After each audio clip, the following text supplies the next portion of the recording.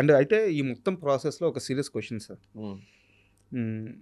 అనిల్ రావిపూడి గారు యాక్చువల్గా ఇండస్ట్రీలో ఇప్పుడున్న డైరెక్టర్స్లో చెప్పి హిట్ కొట్టే డైరెక్టర్ ఆయన.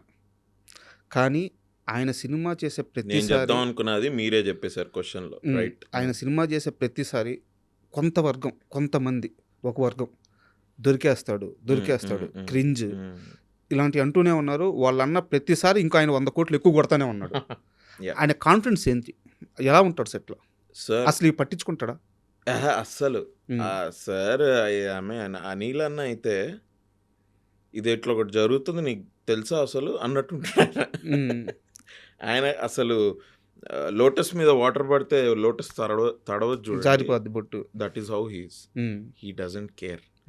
ఆయన ఇంకోటి ఏంటంటే ఎప్పుడు పని, హీజ్ అ వర్కహాలిక్. అండ్ అందరు డైరెక్టర్లు కష్టపడతారు, సార్ కూడా కష్టపడతారు. బట్ నాకు తెలిసి సార్ అనిల్ గారి సినిమాలు ఇట్లా హిట్ అవ్వడానికి కారణం ఏంటంటే because of what he does when he's not working. ఒకసారి షూటింగ్ జరుగుతోంది నవంబర్లో అనుకుంటా, చిన్న బ్రేక్ వచ్చింది 2-3 days. అప్పుడు సార్ ఇది ఏదో ఒక ప్రోగ్రామ్ ఉంది కదండి, డాన్స్ ప్రోగ్రామ్, ఆయన పార్టిసిపేట్ చేస్తారు, వెళ్తారు కదా జడ్జిగా, అవును వెళ్ళారు. దానిది ఒక రీల్ వచ్చింది నెక్స్ట్ డే. మేము షూట్గా ఏ రోజైతే మళ్ళీ స్టార్ట్ ఆ రోజు మార్నింగ్ నేను ఆ రీల్ చూసా. ఫుల్ దువ్వేసుకొని మంచి బట్టలు అది వెళ్తుంటే ఈ అమ్మ హీరో లెక్కున్నాడే ఏందా అని నేను వెళ్ళి సార్ ఇది చూసారా మీరు అంటే అరే అన్నాడు. నేను అన్నా సార్ అసలు మీకు అవసరం లేదు కదా ఈ ప్రోగ్రామ్కి దానికి వెళ్ళడానికి, మీరు ఇక్కడ ఇంత షూటు ఇక్కడ, ఎందుకంటే మాకు August September పోయింది shoot last year. So October November was the biggest schedule for us to finish the film. November end కాదు, December 5th వరకు వెళ్ళింది shoot. Okay, December 5th, 7th, 8th కూడా వెళ్ళిందేమో ఐ థింక్. దాని తర్వాత కూడా చెన్నైకి వెళ్ళి నయనతార గారు 1-2 షాట్స్ తీసుకొని వచ్చారు 10th తర్వాత కూడా. ఓకే, ఇంత దీనిలో మీరు ఈ మధ్యలో దీనికి వెళ్ళారేంటి లేదా వినో ఆయన చెప్పిన ఆన్సర్ తోటి ఐ వాజ్ సర్ప్రైజ్డ్. అంటే ఇట్లా ఆలోచిస్తారా వావ్ అని. ఏం చెప్పారు? నాకు ఊరికే ఒక దగ్గర కూర్చోవడం నచ్చదు వినో, నా మైండ్ ఎప్పుడు పనిచేస్తూ ఉండాలి. నేను ఏదో ఒక దానిలో నా మైండ్ని నేను ఎంగేజ్ చేసుకుని I have to keep working. నాకు ఏం పని లేకపోతే చిరాకు పుడుతుంది. నాకు పని లేకపోతే నేను ఏదో ఒకటైనా ఏదో ఒకటి చేయాలి. నేను ఎదర్ ఊరికెళ్ళి మా పేరెంట్స్ తోటి వేరే ఏదన్నా ఒక వాళ్ళ పర్సనల్ పని అయినా ఏదైనా చేయాలి, లేకపోతే ఇక్కడ ఉంటే ఇంకొక స్టోరీ గురించి అయినా ఆలోచించాలి, లేకపోతే ఫ్రెండ్స్ అయినా కలవాలి. I have to do. నేను ఊరికే కూర్చొని అబ్బా న్యూస్ పేపర్ చదువు, ఒక ప్రోగ్రామ్ చూద్దాం, ఇట్లాంటి ఇది నాకు ఉండదు. నేను ఉండలేను అట్లా. My mind has to be active అన్నాడు ఆయన. వావ్. అంటే ఈ రోజుల్లో కొంచెం టైం దొరికితే పడుకుందాం గంట ఎక్కువ, లేకపోతే లెట్స్ జస్ట్ ఈ లేజవే అంటారు కదా, సండే వస్తే నెట్ఫ్లిక్స్ ఆన్ చేసుకొని కూర్చున్నారు. వాళ్ళు ఏం పని ఉంది ఈవినింగ్ ఎప్పుడైతే తెలియదు, అయితే ఏమైంది వాళ్ళ సండే అన్న ఒక టేక్ ఇట్ ఈజీ. అవును, 8 సినిమాలు హిట్ కొట్టున్న డైరెక్టర్ ఆయన. అప్పటికి వరుసగా 8 సినిమాలు, 9వ సినిమా చిరంజీవి గారితో ఆల్రెడీ ప్రాసెస్లో ఉండింది. అప్పటికి ఆయన సమాధానం చెప్పినప్పటికీ ఆయన ఒక 2 days రెస్ట్ తీసుకుంటా అంటే ఏం కాదు, ఆయన అడిగే వాళ్ళు ఉండరు. No surprise. ఆయనకి 9 సినిమాలు కాదు, ఇంకో 9 సినిమాలు కూడా హిట్ అవుతాయి. ఎందుకంటే బికాజ్ హీఈస్ లైక్ దట్.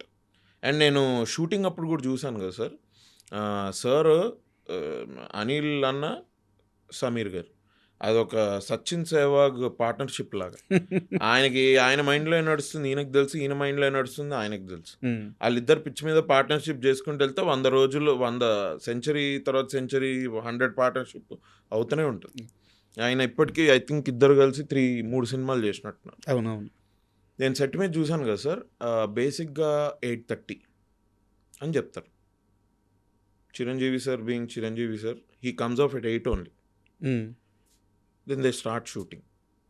ఆ రోజు ఎత్తుకున్న సీన్ 5 పేజీలు అవనివ్వండి, 8 pages అవనివ్వండి, 10 pages అవనివ్వండి, ఎన్ని షార్ట్లైనా ఉండనివ్వండి, ఈవినింగ్ 5:30, 5:45 వరకు అయిపోతాయి. ఫినిష్ అవ్వాలి. అయిపోతాయి.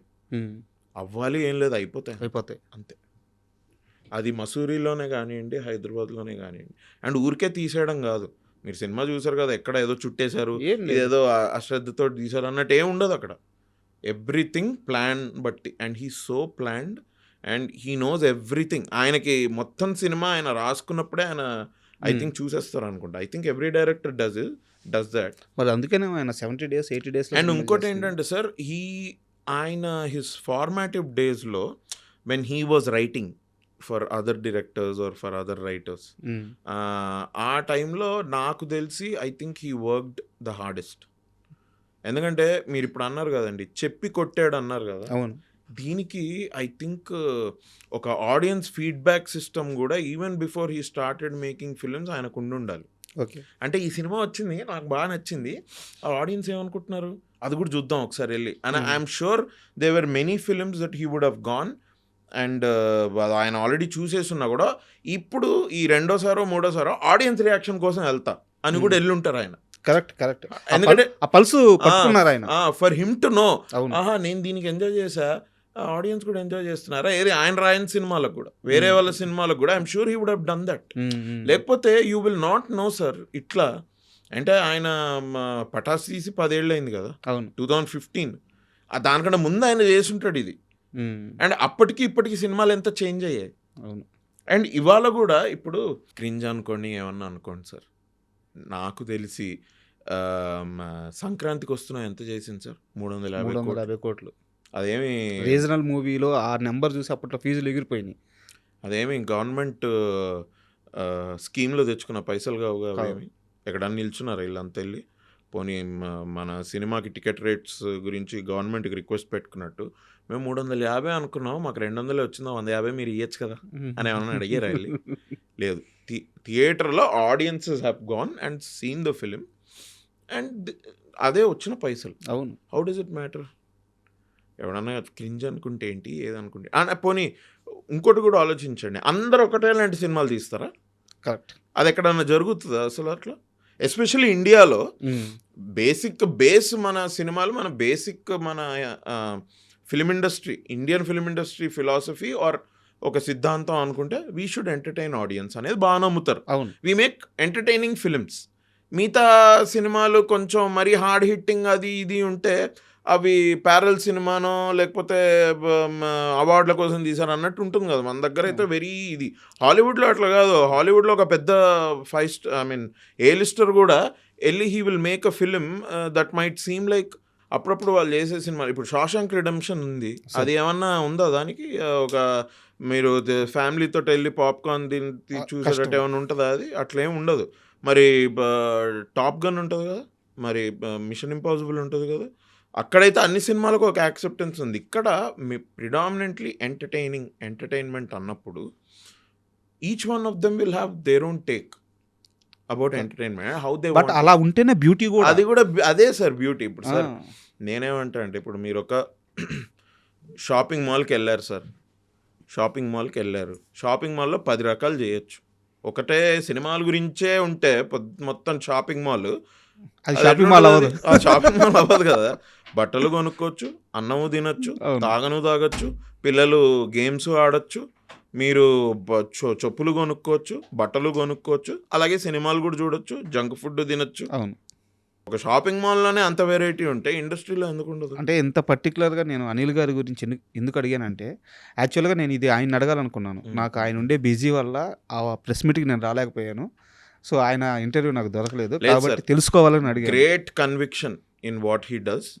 మంచిగా నమ్ముతారు ఆయన, నమ్ముతారు. అండ్ షూట్ చేసేటప్పుడు మీరు చూస్తే మీరు ఇంక ఈ క్వశ్చన్ అడగరు ఇంకా. ఎందుకంటే నమ్మకం ఆయనకి, చాలా నమ్మకం ఆయనకి. ఆయన స్క్రిప్ట్ మీద ఒక 200% నమ్ముతాడు ఆయన. Okay. And at the same time మీకు చెప్పా కదా, ఒక ఆడియన్స్ ఫీడ్బ్యాక్ కూడా ఉంది ఆయనకి. ఆయన సిస్టమ్ ఆయనకు ఉంది. అండ్ చిరంజీవి గారు చెప్పారా, ఆయనే అపోజిషన్ లీడర్ అయిపోతాడు ఆయన సినిమా మీదని. ఇది అవసరం లేదు కట్ చేయి, ఇది అవసరం లేదు కట్ చేయి. తెలియడానికి కూడా how does he know that ఇది కట్ చేస్తే బెటర్, ఇది కాకుండా అది కాకుండా ఇది కట్ చేయాలని మీకు ఎందుకు అనిపించింది? సో పల్స్ తెలియడం. So I don't think it is audiences, real audiences going to go watch his film, enjoying the film. నేను మణిశంకర్ వరప్రసాద్ సినిమా అయితే 12th రోజు వెళ్ళా, మా 5-6 ఫ్రెండ్స్ తోటి నేను ఆర్టీసీ క్రాస్ రోడ్స్కి వెళ్ళాను. కూర్చుంటే 40 years, 50 years, 55 years అంకుల్స్ లేచి డాన్స్ చేస్తున్నారు. నాకు ఒకటేసారి ఓహో, అంటే ఒక ఇందిరాకు కూడా ఇలానే చేసి ఉంటారు. వాళ్ళు అప్పుడు యంగ్స్టర్స్. వాళ్ళు యంగ్స్టర్స్ కదా, ఒక గ్యాంగ్ లీడర్, ఒక కొండబీటి దొంగ, ఇట్లా వీళ్ళు ఒక ఘరానా మొగుడు, ఒక హిట్లర్, ఇట్లైనా వాటన్నిటికీ వీళ్ళు ఇట్లా they really enjoyed the film sir. So దానికి ఇంకా పేరు పెట్టడానికి అవసరం లేదు, పెట్టేవాళ్ళు పెట్టుకోనియండి, బట్ సార్ పట్టించుకోని anyway, and I think he's doing great.